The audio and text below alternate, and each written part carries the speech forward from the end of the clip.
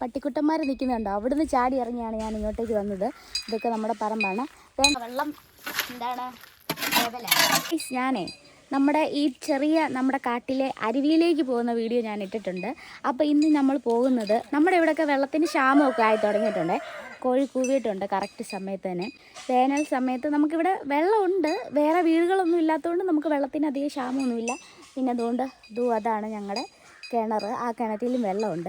ഇന്ന് പപ്പായും അക്കരയിലെ അച്ഛനും കൂടെ ഒരു പുതിയ ഒലിയല്ല, പണ്ട് തൊട്ടേ ഞങ്ങൾ അവിടെ കുളിച്ചുകൊണ്ടൊക്കെ ഇരുന്ന ഒരു സ്ഥലമാണ്. കാട് കയറി മേഞ്ഞു പോയതാണ്. ഇന്ന് അവരത് കുഴിച്ച് അതിനകത്തുനിന്ന് വെള്ളം കണ്ടേ അടങ്ങൂ എന്നുള്ള ഒരു ധാരണയിലാണ്. അപ്പം നമ്മൾ അങ്ങോട്ടേക്ക് പോകാൻ നമ്മൾ എപ്പോഴും പോകുന്ന പോലെ ഈ കാടും മേടും തോടും ഒക്കെ ഇറങ്ങി തന്നെയാണ് പോകുന്നത് കേട്ടോ. നമ്മളിന്ന് അങ്ങോട്ടേക്കാണ് പോകുന്നത്. ആണ് ഞങ്ങളുടെ സ്ഥലവും പറമ്പുമൊക്കെ.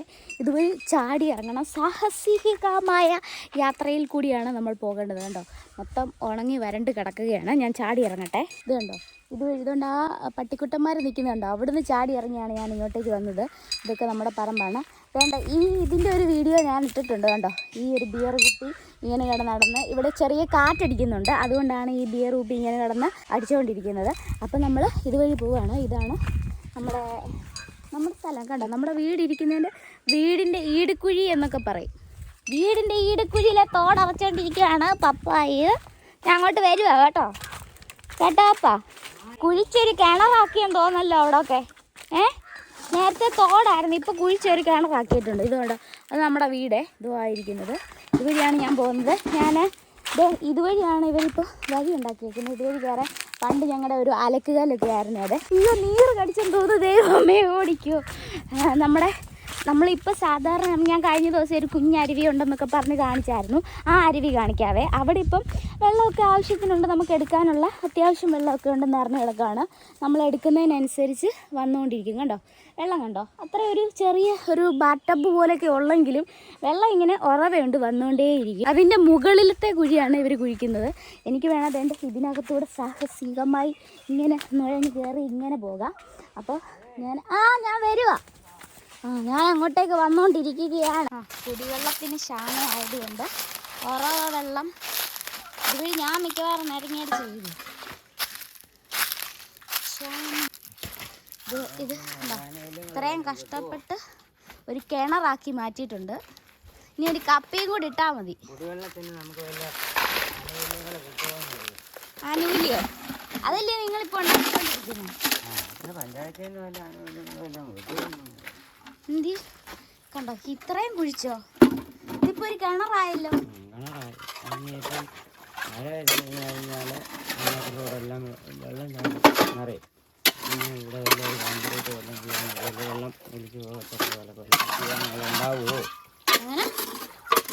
വാങ്ങിട്ട് ചെയ്യണം.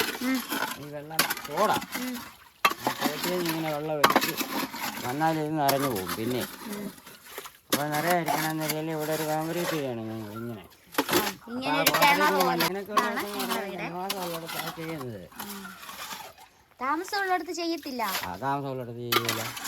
അതാണ് അതിന്റെ പ്രത്യേകത. അതാണ് എല്ലാവരും കാണുക. കഷ്ടപ്പെട്ട് ഓല ഉണ്ടാക്കുവാണ്. ഇനിയിപ്പോൾ അത് ആ കുഴിച്ചെടുക്കുന്ന കലക്ക വെള്ളം എന്താണ് ഈ ഒരു നിരപ്പേ ഉണ്ടായിരുന്നുള്ളൂ. ഇത്രയും ഇവർ കോഴി ഉള്ളത്. ഈ ഒരു കട്ടിങ് ഉണ്ടോ, ഇത്രയും ഉണ്ടായിരുന്നുള്ളൂ. അത് മൊത്തം അങ്ങനെ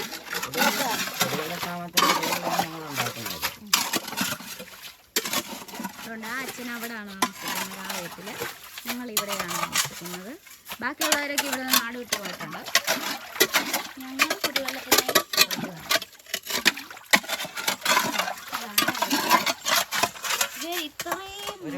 വെള്ളം കൊണ്ടുവരണം എന്നറിയില്ല. 1000 രൂപ കൊടുക്കണം. ഇവിടെ വരണം എന്നറിയില്ല. ഒരു പിക്കപ്പ് വെള്ളം 1000 ലിറ്റർ ഇവിടെ കൊണ്ടുവരണം എന്നറിയില്ല. 1000 രൂപ കൊടുക്കണം വണ്ടി കൂലി.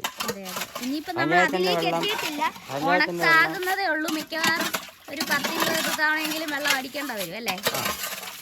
അപ്പൊ നോക്കി എത്ര രൂപയാകും അത്രയൊന്നും വെള്ളം അടിക്കുന്നത്.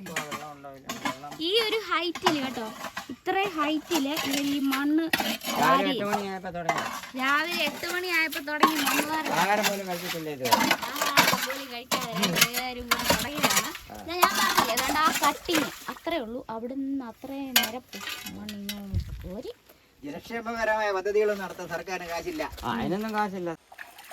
അതൊക്കെ ഉള്ളൂ. ജനക്ഷേമകരമായ പരിപാടികൾക്കൊന്നും അത് ജനങ്ങളുടെ ക്ഷേമം അന്വേഷിക്കണമെങ്കിൽ ഇതുപോലുള്ള സ്ഥലങ്ങളിൽ വന്ന് അന്വേഷിക്കണം. ജനങ്ങളുടെ ബുദ്ധിമുട്ട് അറിഞ്ഞ് പ്രവർത്തിക്കുന്ന ഒരു ഭരണസംവിധാനവും കേരളത്തിൽ ഇല്ല. ഇത്രയൊക്കെ പറഞ്ഞാൽ മതി, കൂടുതലൊന്നും ഇനി പറയണ്ട. മനസ്സിലാവും. രാവിലെ 8 മണിയായപ്പോൾ തുടങ്ങിയത് പരിപാടി. മണ്ണും അതെല്ലാം കൂടെ കാറ്റി വെള്ളം കുടിക്കണ്ടായോ? ഒരു വണ്ടിക്ക് പഞ്ചായത്തിൻ്റെ വെള്ളം കൊണ്ടുവന്ന് കഴിഞ്ഞാൽ 1 ജാറ് വെള്ളം അല്ലെങ്കിൽ 2 ജാറ് വെള്ളം കൊടുത്തു കഴിയുമ്പോൾ പിന്നെ അവിടെ കൊടുക്കണം ഇവിടെ കൊടുക്കണം, അവിടെ കൊടുത്തേക്കത്തുള്ളൂ. അതുകൊണ്ട് ഞാനില്ല. ഒരു പാത്രത്തിൽ കൂടെ തരാൻ പറഞ്ഞു അവിടെ കൊടുക്കണം. അങ്ങനെയാണ്.